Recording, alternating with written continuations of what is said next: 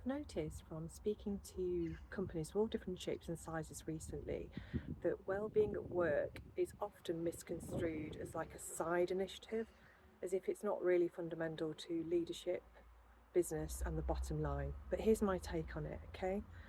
Well-being is absolutely intrinsic to organisational culture. And I'm speaking from my background as being founder of a mental health charity, which I ran for nearly 15 years, and a national partnership working in the strategic health landscape.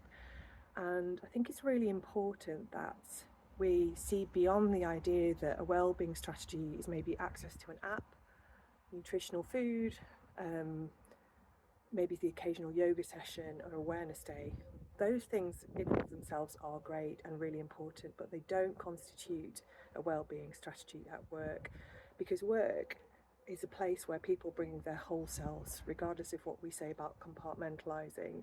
And people go through adversity and emotional, psychological challenges, and it's really important there are safe and trusted containers at work to explore this.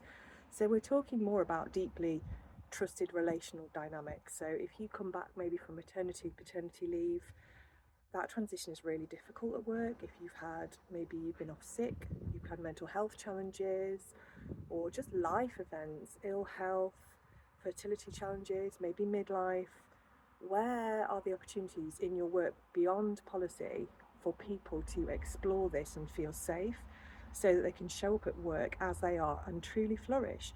And what I understand is that most managers and people, maybe even in HR teams, don't feel qualified or maybe confident enough to approach issues that are quite sensitive around vulnerability and mental health. So they just rather not have them and step away from it. And that means that well-being becomes something that's very superficial rather than something that's kind of inherent and intrinsic within the workplace culture. So really, I'm asking today is like, what is your approach to well-being? Are you really embracing human sustainability within your organisation, and how are you doing that, and are you open to being challenged on it? Have a lovely day.